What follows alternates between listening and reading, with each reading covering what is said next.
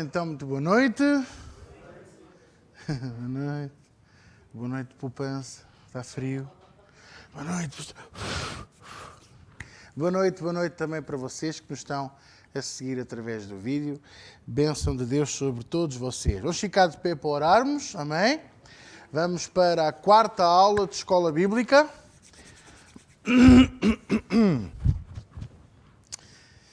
E espero que tenham trazido os caderninhos, as esferonaifas, que é para tomarmos nota.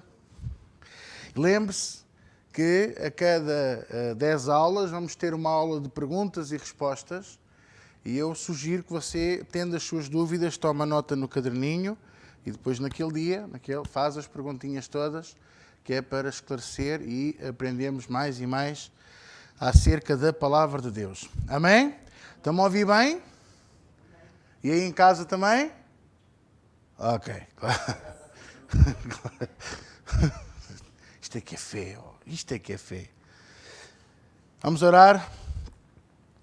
Pai, nesta noite, graças te damos por mais esta oportunidade de podermos estudar e aprofundar a Tua Palavra, podemos crescer no conhecimento dela e podemos, assim, juntos também, Senhor, nos aproximarmos de Ti.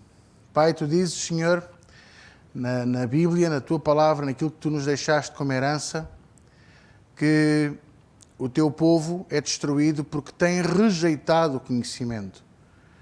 Senhor, estamos aqui esta noite porque queremos conhecimento, queremos crescer mais na Tua Palavra, queremos aprofundar cada vez mais e mais.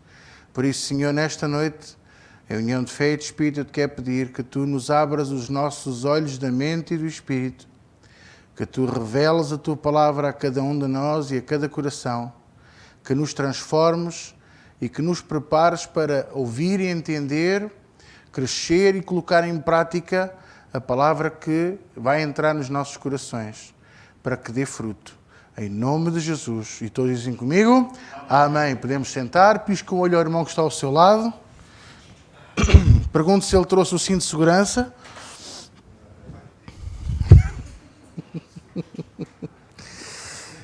Ora então, nas primeiras 3 aulas, eu falei de várias coisas. Falei acerca da realidade espiritual do mundo espiritual e falei acerca da criação, contei um pouco da história daquilo que eu entendo e que eu conheço acerca da palavra, não só as coisas materiais, mas também as coisas espirituais, e falei um bocadinho acerca daquilo que serão as regiões celestiais e o terceiro céu, e mostrei-vos pela Bíblia que a criação não se resume apenas a este mundo e ao ser humano, mas a todos os seres espirituais existentes nas regiões celestiais, no terceiro céu e também nesta terra. Há muito ser espiritual que nós não vemos, mas que existe. Eu mostrei-vos pela Bíblia que isso é verdadeiro, é real e que nós não podemos negar, nem devemos de negar, principalmente porque, às vezes porque não conhecemos, às vezes porque nunca ouvimos falar, ficamos na dúvida, mas aprendemos que existem tronos, domínios nas regiões celestiais, príncipes, existem vários tipos de seres espirituais para além da classe angelical. E eu ensinei isso, ou mostrei-vos isso, com o objetivo de nós entendermos que Deus não só nos criou a nós, mas criou todas as coisas, e não só este planeta, mas a todo o universo, com toda a regra, com todo o equilíbrio, com tudo, e que dessa maneira nos encaixa numa posição diferente daquela que muitos poderiam pensar. Isto porque, quando da tradução de João Ferreira de Almeida, ele traduziu um certo versículo no Novo Testamento, em Hebreus, que o Senhor nos teria feito um pouco menores do que os anjos. Porquê? Para não contradizer doutrina e o missal da Igreja Católica, da Igreja tradicional, da religião tradicional. Mas eu tenho-vos mostrado que aquilo que está no original é que o Senhor nos criou um pouco maiores, um pouco acima dos anjos. E a prova disso é que em Efésios diz que nós estamos sentados à direita de Deus Pai, juntamente com quem? Com Jesus. Ou seja, os anjos não estão à direita de Deus Pai, mas sim nós. Nós é que estamos à direita de Deus Pai. Ora, isto não faz com que os anjos sejam empregados nossos. Como a própria Bíblia diz, os anjos de Deus são conservos nossos. E, apesar de serem um pouco menores, eles são muito mais poderosos do que nós. E nós não temos que os adorar, mas temos que os respeitar, assim como devemos nos respeitar uns aos outros aqui na Terra. Quem é que me está a entender? Amém? Pronto, ensinei tudo isso. Ensinei porque é que há a expressão o anjo do Senhor no Velho Testamento. Mais uma vez, é uma má tradução de João Ferreira de Almeida. Não estou a bater no homem. Graças a Deus pelo João Ferreira de Almeida, por termos uma Bíblia traduzida a português.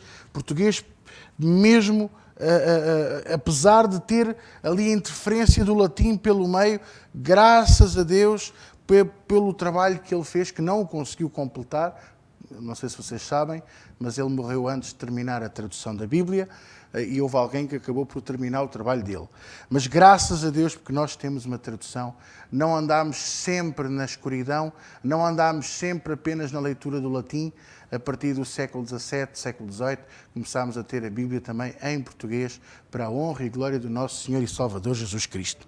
Então, o anjo do Senhor é uma má tradução, porque aquilo que está no original é a aparência do Senhor. Ou seja, era alguém que representava o Senhor Deus. Mal sabiam os profetas, mal sabiam os homens de Deus do Velho Testamento, que aquele era Jesus, o Filho do Deus vivo, que não tinha ainda o nome de Jesus, mas era a palavra, era o verbo. Daí, como ele não se identificava nem tinha que o fazer, olhavam para ele e diziam que era a imagem de Deus, ou seja, a aparência de Deus. E então João Ferreira de Almeida traduziu como sendo o anjo do Senhor, para não haver tendência à pessoa a achar que haveria uma imagem de Deus aqui na Terra. Mas já a Igreja Católica tinha feito isso, infelizmente. Bom, vimos também que a palavra anjo significa mensageiro, enviado. Vimos também que em hebraico é malak e em grego é angelos. E é daí que vem o nome Ângelo, também expliquei esse pormenor. Expliquei que a Bíblia não diz quantos são o número dos anjos, efetivo, mas há uma referência que eu ainda não consegui encontrar para vos mostrar, mas eu hei de encontrar, para vos mostrar, que diz que são mais numerosos do que os grãos de areia das praias deste mundo. E que, quando da grande rebelião de Lúcifer contra o nosso Deus, ele arrastou com ele um terço dos anjos para a perdição. Foram expulsos do céu por Deus, porque eles estavam em rebelião, em desobediência, não propriamente pelo que queriam ou não fazer, mas porque estavam a optar por defender uma ideia diferente da de Deus. Lúcifer quis, como dizem Isaías 14 e em Ezequiel 28, Lúcifer quis ser igual ao Altíssimo, e depois há uma altura em que ele diz mesmo, não, eu serei mais alto do que o Altíssimo. E isto mostra-nos que nós temos que ter muito cuidado com aquilo a que aspiramos na nossa vida, porque a Bíblia diz, e é bem claro, que a vaidade precede sempre uma queda. E foi o que aconteceu com Lúcifer. Ele enredou-se nos seus próprios desejos. Há pessoas que dizem, ele desobedeceu a Deus. Ele não desobedeceu a Deus. Ele simplesmente virou-se contra o princípio divino de Deus. Ele tem direito a ser Deus.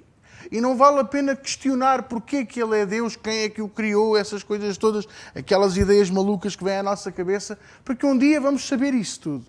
Mas o que é certo é que Lúcifer quis ser primeiro igual e depois maior. Porque também se achava, também ele entrava na sala do trono, também ele se prestava em adoração a Deus e levava todos os anjos em adoração a Deus. Também ele sentia-se adorado. E essa é uma grande luta de muitos pastores e muitos líderes de louvor, que deveriam de aprender a entregar sempre toda a honra e toda a glória a Deus, para não terem a tentação de ficar com nada.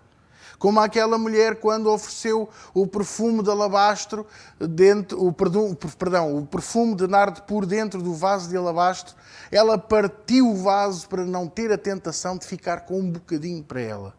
O perfume era caríssimo. Assim é a nossa adoração, a minha e a sua. É um perfume que a Bíblia diz que sobe como incenso aprazível às narinas de Deus. Deus, quando vê você em adoração, em espírito e em verdade, agrada-lhe. É um perfume de agrado, de amor. E era isso que ele recebia dos anjos antes de nós, a sua criação, o fazermos. E Satanás, Lúcifer, na altura ainda não era adversário, ainda não era Satanás, era ele que os liderava em adoração. E o que aconteceu? Pura e simplesmente rebelou-se contra Deus. Agora, as pessoas dizem assim, ele fez luta contra Deus. Não! Ele começou com conversetas, começou a falar com as pessoas. Eu imagino, faço os meus filmes também, não sei como é que é consigo. Há pessoas que fazem filmes de faca e alguidar. Eu gosto de fazer filmes na minha cabeça com as histórias da Bíblia. E quando eu leio estas passagens, quando eu leio estas histórias, eu imagino sempre como é que teria acontecido. Deus chama todos os santos das regiões celestiais, todos os seres, para o virem adorar. E encontram-se num sítio, e estou a ver Lúcifer, e os anjos, então, tudo bem? Já podia estar melhor, isto podia estar melhor. Se Deus fizesse aquilo que eu aconselho ele a fazer, mas ele não me ouve. Pois é, tu sabes muito disto, tu tens todo o direito de dar a tua opinião, e não sei o quê. E começou devagarinho a gerar gangrena dentro dos próprios anjos. As pessoas às vezes ficam assim a pensar, como é que isto é possível? Eu já vos mostrei nas primeiras 3 aulas que os anjos têm livre-arbítrio. Mas depois da queda de Lúcifer, eu creio que eles fizeram uma coisa que nós não conseguimos fazer. Colocar a sua vontade no chão. Porque viram a desgraça de um dos deles. E sabem uma coisa? Eu às vezes fico muito, muito espantado. Como é que nós vemos a desgraça de alguém em desobediência, em rebelião, por caminhos maus, e não somos capazes de pensar, eu não quero isto para mim nem para os meus. Deixa-me cá emendar a minha vida e deixa-me lá ir ajudar aquele que caiu. Mas infelizmente hoje em dia o que é que se faz? Põe-se o pé em cima da cabeça e empurra-se mais um bocadinho. Eu ainda respiro. Não, respiras não, que eu vou-te empurrar mais para baixo. Infelizmente é assim. O que é certo é que Deus ficou tão triste com a atitude de Lúcifer, com tudo o que ele fez, com tudo o que ele disse. E você depois pode ler a arrogância com que ele falava, a forma como ele conseguiu convencer 1/3 dos anjos a saírem com ele. Entende? A fazer oposição a Deus, porque Deus mostrou-lhe a ele e aos outros 2 querubins o seu plano. Uma das coisas que eu quero que você entenda é que Satanás, ou Lúcifer, não estava contra as músicas que se cantava. Estou a tentar fazer aqui uma janela, uma metáfora com a igreja de hoje em dia para você perceber o que é que se passou naquele dia, naquele tempo, naquele ano, naquele milénio. Não se esqueça que a Bíblia diz em 2 de Pedro que um ano para Deus um dia é como 1000 anos e 1000 anos como um dia. Por isso não podemos contabilizar, porque o tempo não tem efeito em Deus, nem nos seres espirituais. Entende o que eu estou a dizer? E uma coisa que eu às vezes vejo ou imagino,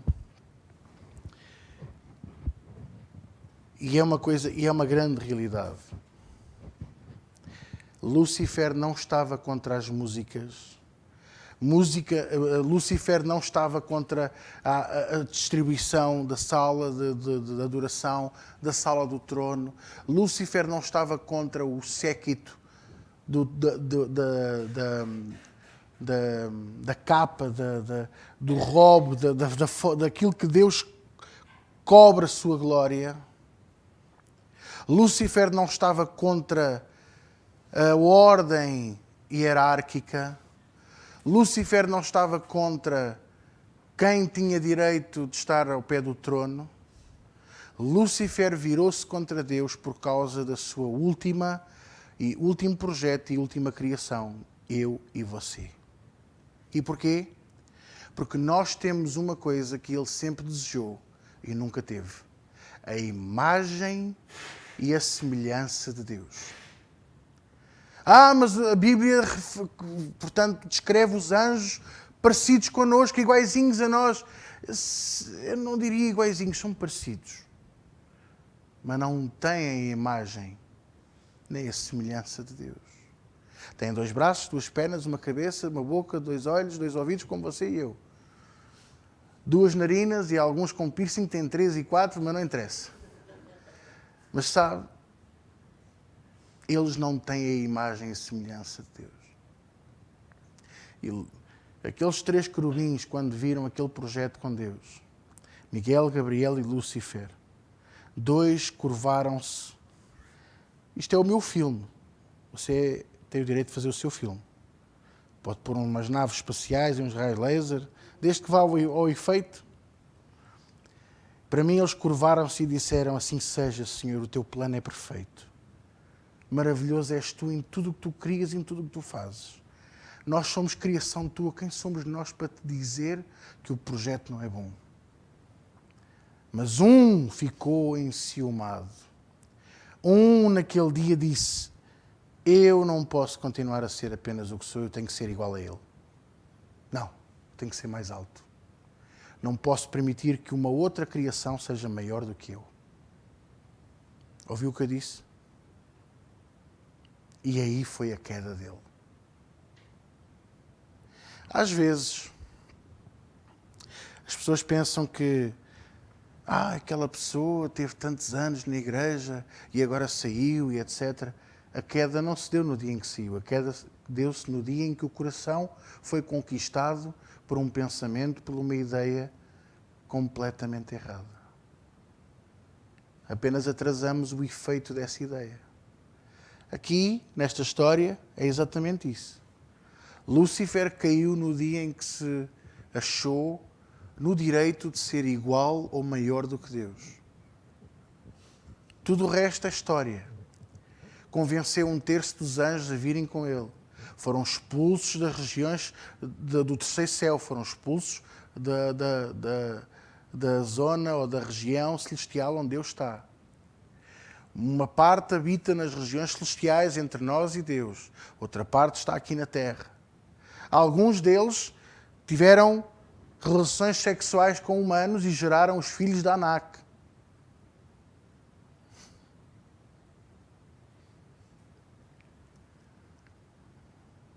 Vocês têm mesmo que ler a Bíblia. Este silêncio me diz-me tudo. Temos mesmo que ler, está lá. Os filhos de Anak eram gigantes. Gigantes de mau coração, de má índole. Cujo único propósito era escravizar o ser humano. Levá-los ao pecado. Ou você pensa que Golias apareceu só porque sim? Golias é um dos últimos da geração de Anak. E o irmão dele a mesma coisa, que era do mesmo tamanho e tinha um pormenor, 6 dedos em cada mão e em cada pé. Agora, isto tudo para dizer o quê? Que os anjos de Deus, eles são reais, existem, não são nossos empregados, são nossos conservos, mas o Senhor Deus os tem posto ao nosso serviço para nos proteger, nos guardar e nos ajudar. Eu, nestas primeiras 3 aulas, ensinei e contei-vos histórias minhas e de outros pastores que viram anjos e tiveram experiências com anjos de Deus, coisas extraordinárias. Se calhar vocês já tiveram à vossa frente, anjos de Deus e nem deram conta. E porquê? Porque muitas das vezes nem damos conta, só depois. A pessoa vai embora, a situação termina e... isto, de onde é que a pessoa apareceu? Só pode ter sido um anjo de Deus. Olha, eu estou-me a lembrar de uma situação que se passou comigo de eu ter os meus 14 anos. Sim, 13, 14 anos. Eu tive que ir a um centro comercial que eu penso que ainda existe em Oeiras, em Sassueiros, que era o centro comercial Palmeiras. Ainda existe. Ainda é, pronto. Tinha lá uma loja de eletrónica muito boa no terceiro piso e eu tive que lá ir comprar um aparelho para um projeto de eletrotecnia. Veja só, há quantos anos é que isto não terá sido. E eu tinha 13 anos, tive que ir de transportes, fui de comboio até Oeiras, depois apanhei um autocarro e etc. E depois, no regresso, no comboio, de Oeiras para São João de Estoril, apareceu um fulano e encostou-me uma navalha nas costas para me roubar a carteira. Só me disse assim, não vais dizer nada, eu vou-te tirar a carteira e vais chegar a mão esquerda para trás e eu vou-te tirar o relógio. Assim. Não abres a boca, senão eu espeto a navalha. E eu parado, eu estava virado para a porta da carruagem e eu ia-lhe dizer assim, olha que isso é um erro, tu não devias fazer isto. Mas eu sempre fui assim, pronto, não sei se é um defeito, sei o que é, acho que é mesmo mau feitio. Olha que isso é um erro, não devias fazer isto. E acabo de dizer isto e aparece um fulano por trás do outro e disse-lhe assim, eu não te disse que neste não tocavas? Tão certo como eu estar aqui à vossa frente. Eu não te disse que neste não tocavas? Faz favor, larga-o e já. Entretanto, o comboio chega à estação de São Pedro de Estoril, a porta abre, eu estou parado e quando olho para trás, nem um nem outro. Nunca mais os vi.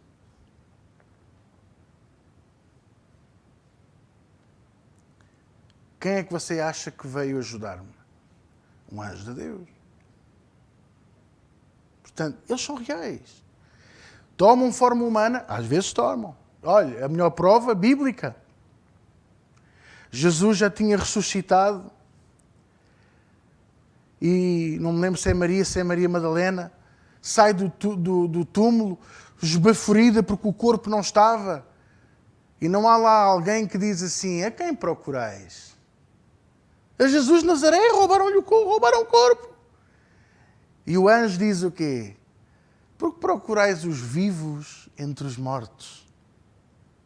Não foi o coveiro, não foi nenhum soldado, foi um anjo de Deus. Portanto, eles tomam forma humana, eles estão cá para nos ajudar, eles estão cá para nos consolar. Hoje não está cá a minha mãe, mas vou contar a história. Numa altura muito difícil da caminhada da minha mãe com Cristo, aconteceu uma situação que eu só me lembro a parte final, só me lembro de ver. E então estavam dentro da própria igreja a fazer-lhe perseguição por ciúmes, e a minha mãe estava muito triste, ela na altura era colaboradora da livraria da igreja. E de repente aparece-lhe um menino com os calções arregaçados até aqui ao joelho, por cima do joelho, com uma coisa na mão, e assim de olhos azuis, muito bonito. E chegou-se ao pé dela e disse-lhe assim, toma, é para ti. A minha mãe não estava com paciência para meninos naquele dia. E disse-lhe assim, é bonito, olha, guarda, não percas. E ele, não, toma, é para ti. E a minha mãe, é muito bonito, obrigada, mas pronto, olha, vê lá onde é que está a tua mãe. E ele interrompe e diz assim, toma, é para ti.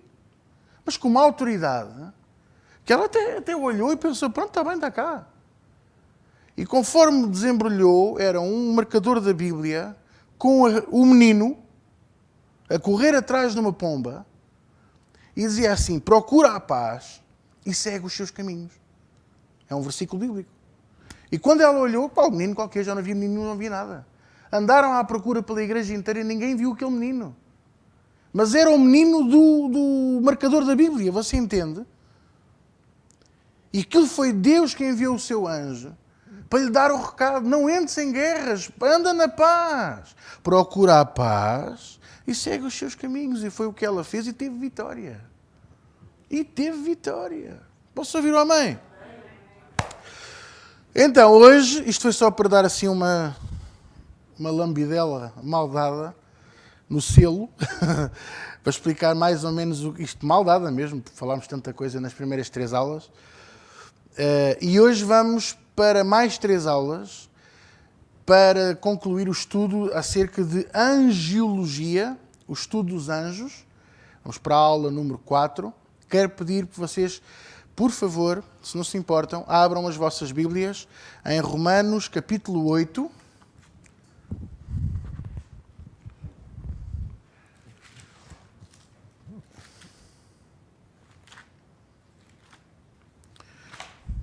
Onde é que tu vais? Romanos capítulo 8.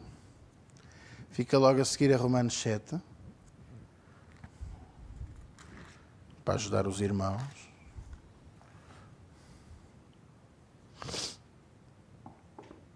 Glória a Deus.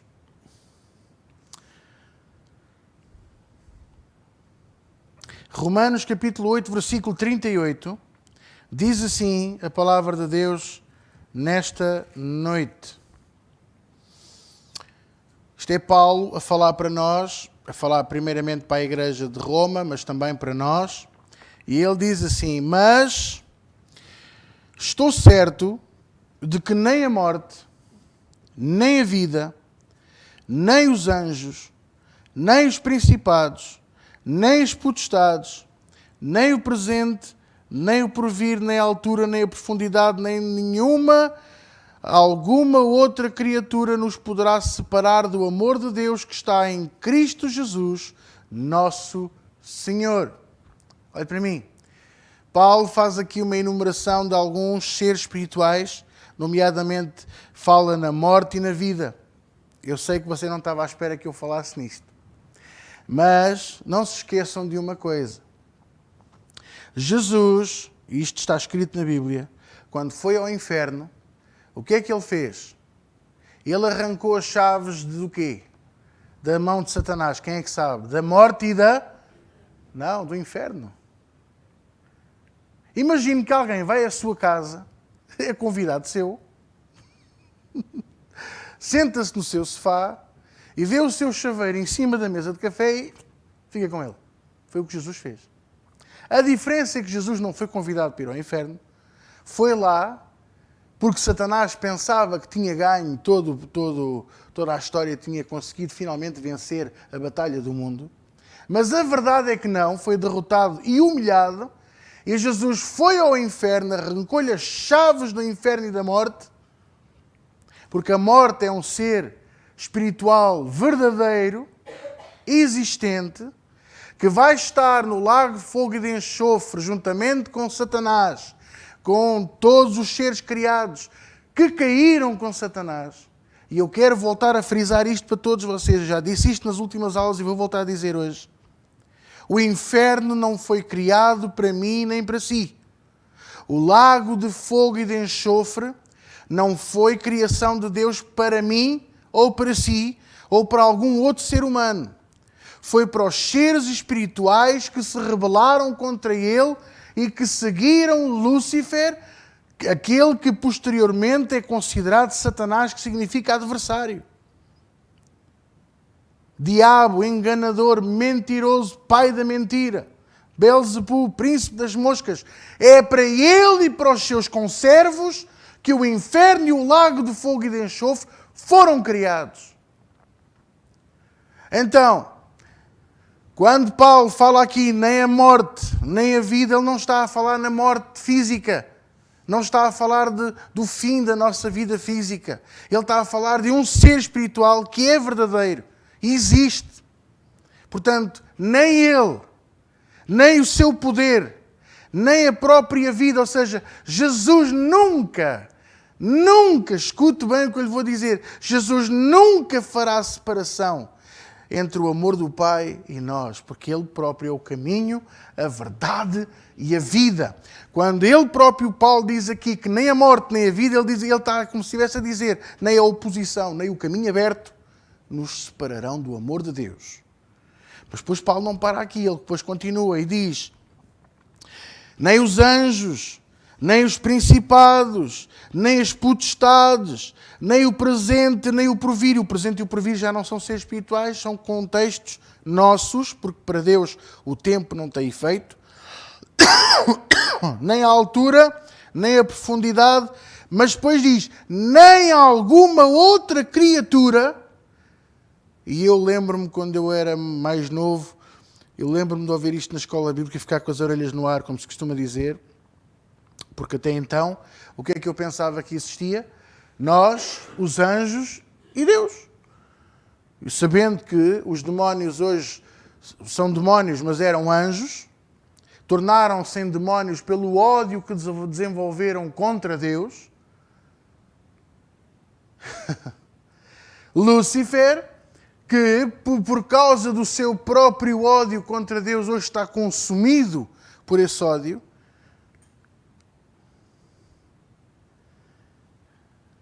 E se nós soubéssemos o que o ódio nos faz? Sabe uma coisa? Posso fazer aqui um à parte? Posso? Se importa?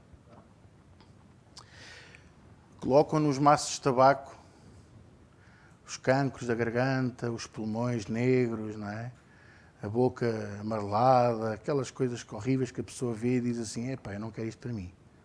Para dissuadir as pessoas de fumar, todos nós deveríamos ter uma visão do que o ódio e a falta de perdão nos fazem, que era para também nos dissuadir de andar no ódio e na falta de perdão.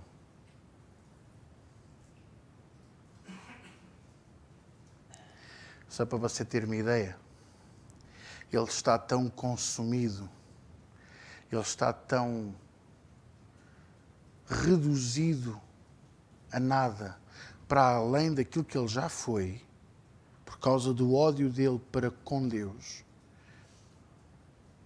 que diz a Bíblia que um dia, quando estivermos diante de Deus, e ele tiver que se apresentar, porque também ele vai ser julgado, nós olharemos para ele e vamos dizer o quê? Era isto que aprisionava reis e príncipes e agrilhonava nações. Isto. Está na Bíblia, não diz não era este. Diz isto. Porque ele deve ser apenas um esqueleto, uma coisa horrível que eu nem imagino, nem quero imaginar. Portanto, focando outra vez naquilo que eu quero passar para vocês esta noite. Existem vários tipos de seres espirituais e nós estamos a estudar os anjos e Paulo está aqui a dizer-nos que os anjos nunca serão razão para que o amor de Deus não chegue até nós ou à nossa vida. Eles serão sempre veículos e canais utilizados por Deus para transmitir o seu grande amor por nós. Amém? E um bocadinho à frente, Colossenses 1, versículo 16. Fica logo a seguir a Filipenses. Colossenses 1, 16. Diz assim, porque nele quem? Quem é que sabe? Porque nele quem? Jesus. Porque nele, Jesus, foram criadas todas as coisas que há nos céus e na terra, visíveis e invisíveis, e agora agarre-se bem à cadeira, ponha o cinto de segurança. Se você pensava que era só anjos, quer ler comigo ou não? Olha aí. Sejam tronos, sejam domínios, principados, potestades, tudo foi criado por Ele e para Ele. Aleluia. E agora? E pronto, e o gato comeu a língua. Miau. A hierarquia angelical, vamos ver aqui a organização dos anjos. A hierarquia angelical é fundamental para nós entendermos os vários níveis de seres espirituais que Deus criou. Em primeiro lugar, estão os mais importantes da hierarquia.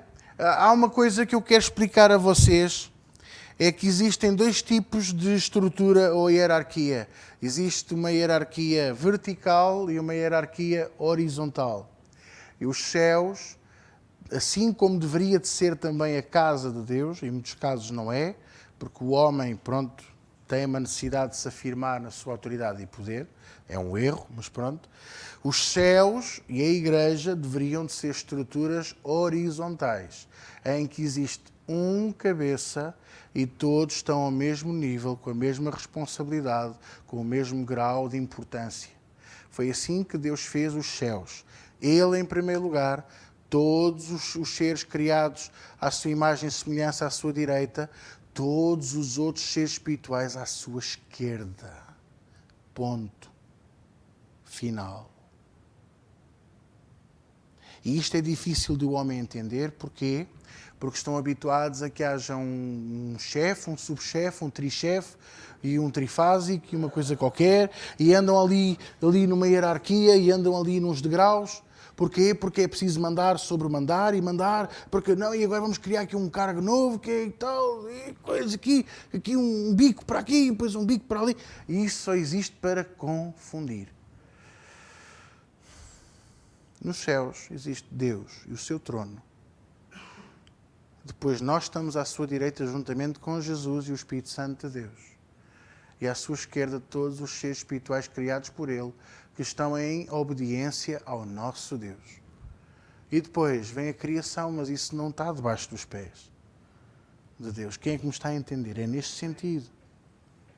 Então, na classe angelical existe apenas responsabilidade perante Deus, não uma hierarquia definida, mas uma estrutura que eu considero também como sendo horizontal, em que todos têm a mesma importância, apesar de haverem alguns que têm uma função específica e, por terem essa função específica, aparentemente estão num grau superior. Aparentemente. Irmãos, eu quero vos dizer, um levita não é mais nem menos do que o irmão que intercede, ou que a irmã que limpa a casa de banho, ou de que o cameraman, ou de que o homem do café, seja quem for. Porquê? Porque todos têm a mesma unção e responsabilidade. Mas, naturalmente, como aquele que canta no louvor está mais exposto, sobe ao púlpito, às vezes as pessoas pensam que o levita está num nível acima, mas não está. Porque nós somos todos irmãos e conservos uns dos outros, nomeadamente os pastores. E é esta a realidade. Ele é pastor, ele é tão importante que ele a andar nem toca com os pés no chão. É uma mentira. É uma mentira despegada. E eu quero que você entenda isto, que isto funciona assim também na classe angelical. Então, quem é que nós temos? Temos Deus, em primeiro lugar, depois existem dois querubins. Querubins ou arcanjos. Ora, um querubim ungido é alguém que é um tesouro, é uma pedra preciosa.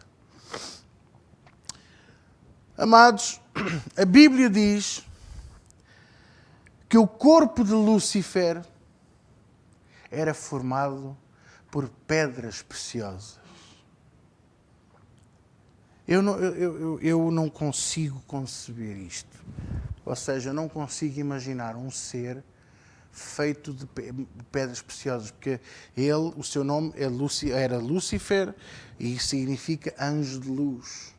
Todo ele transparecia a luz da glória de Deus.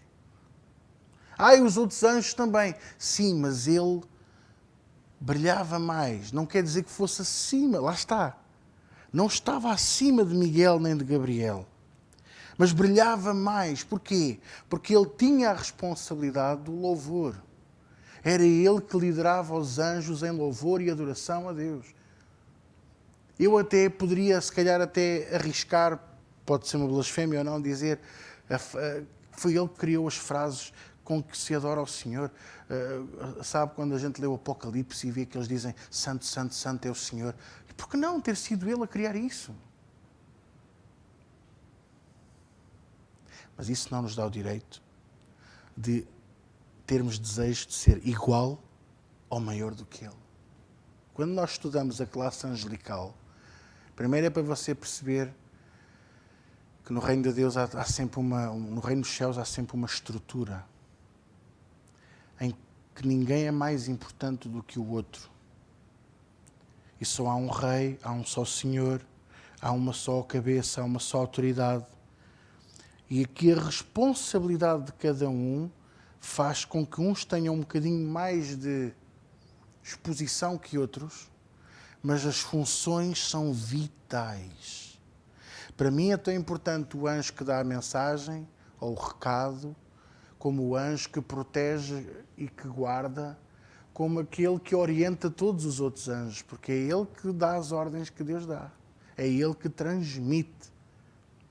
Igreja, a Bíblia fala de 3 querubins. Um deles já nós falámos, que é Lúcifer, que caiu em desgraça, e os outros 2 é Miguel e Gabriel. Pastor, eu já li os livros apócrifos e os apócrifos falam em mais querubins e mais arcanjos. Sim, está bem. Apócrifo significa livro não canónico, livro não inspirado pela mão de Deus. E porquê? Porque geralmente são livros que, apesar de terem uma boa importância histórica e um bom contexto histórico, são livros que depois não têm aquela influência espiritual de Deus. Por exemplo, eu já os li quase todos e há livros até que nós nem deveríamos ler. Porque, por exemplo, a Igreja tradicional, a Igreja Católica, ensina a cultuar os mortos porque isso está escrito em Tobias, que é um dos livros apócrifos. E eu poderia agora continuar e contar muito mais coisas. Então, Deus não se nega a si mesmo. Deus não é bipolar para dizer uma coisa num lado e dizer outra no outro. Então algo está mal. Então é porque este livro não é de Deus. E basta ler a prosa. Há livros... Eu não sei como é que você se sente quando começa a ler a Bíblia, mas eu sinto a presença de Deus. E quando eu leio os livros apócrifos, eu estou a ler um livro de história. Quando eu leio o 1º ou 2º de Macabeus, eu estou a ler história. Eu parece que ouço os tch das espadas. Quando eles descrevem as batalhas. Enquanto que, por exemplo, quando eu leio Josué, eu não ouço os tch das espadas. Eu ouço a voz daquele homem gritar, ou como por exemplo Gedeão, uma espada pelo Senhor e por Gedeão. A importância está no Senhor, não na espada.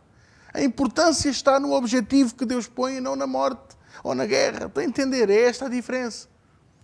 Então, fala-se em Rafael, fala-se em não sei quantos querubins. A Bíblia fala em Miguel e Gabriel e para mim há 2. Se nós estivermos errados, um dia quando lá chegarmos, acima Deus vai dizer, olha, eram 14. Oh, Senhor, olha, pronto. E Deus perdoa. E ficamos todos a saber o mesmo. Até lá, a Bíblia fala em 2, Miguel e Gabriel. Miguel é o chefe dos exércitos. O nome Miguel significa quem é como Deus. É um dos meus nomes favoritos. Eu, se não me chamasse João Carlos, chamava-me João Miguel, de certeza. E ainda vou a tempo de mudar. Miguel significa quem é como Deus. Porque o exército de Deus deve representar a sua grandeza e a sua glória. Não para a morte, mas para a defesa do seu reino. Sabe, foi assim que começou o Exército Nacional. Começou para defender o território e defender a honra do reino. Não tanto para as conquistas, que eu não sou contra. Para matar os infiéis, não é esse o objetivo. Posso fazer aqui outra parte, posso? Hoje estamos tão tristes com os islâmicos que dizem que querem matar os infiéis, mas há quase 1000 anos atrás, nós somos uma das nações mais antigas, foi o que nós fizemos. Vamos levantar o exército e vamos matar os infiéis dos mouros que não se querem converter à cruz. Tudo o que o homem semeia. Ai! Ouch! Por isso, meus amores, temos os querubins, os arcanjos. Ora, são 2 nomes para um só lugar, para uma só responsabilidade. Querubim significa tesouro, significa pedra preciosa, quer dizer que é um anjo, é um ser criado com preciosidade, para Deus. Não é porque ele seja muito bonito, muito lindo, tem uns olhos maravilhosos e fala 6 línguas. Não, não é nada disso. É um coração precioso de obediência para Ele. Gabriel é o chefe dos mensageiros. Foi Gabriel que foi dizer a Maria: tu vais ter um menino e ele vai se chamar Jesus. Eu nem conhecia o homem ainda. Vais ter um menino e acabou. E foi dizer a mesma coisa à prima. Foi o Gabriel que foi dizer a Isabel: olha, vais ter um menino. Eu agora velha, olha, faço tu mesmo que fiz ao teu marido, calo na boca. E ele só volta a falar quando o menino nascer. É verdade, dá lá. Sério. Foi Miguel que foi ter com Daniel, no chamado jejum de Daniel, os 21 dias. Estava ele junto ao rio Eufrates. Há 21 dias que não comia manjar apetecível, era só pão e água. E diz que estava triste porque tinha feito um pedido a Deus e o Senhor não lhe tinha respondido. E ao fim de 21 dias o anjo Miguel apareceu-lhe e disse-lhe: eu vim da presença do Altíssimo para te dar a resposta a ti. E fui impedido pelo príncipe da Pérsia. Ora, meus irmãos, não foi o príncipe da Pérsia mesmo que foi lá impedir o anjo. Foi um principado, um ser espiritual, um demónio, um trono, um domínio, um ser poderoso que fez batalha a Miguel. Mas o que é certo é que o anjo do Senhor o venceu e ele trouxe a resposta do Senhor para Daniel. E a resposta era sim, eu vou libertar o povo da escravidão e da prisão em que vocês estão, do cativeiro em que vocês estão. Glória a Deus. Então, tudo isto são coisas que estão ao nosso alcance e que nós podemos experimentar. Amém? Vamos terminar aqui esta primeira aula e nós já voltamos para a segunda aula para continuarmos a estudar a estrutura angelical. Amém? Glória a Deus.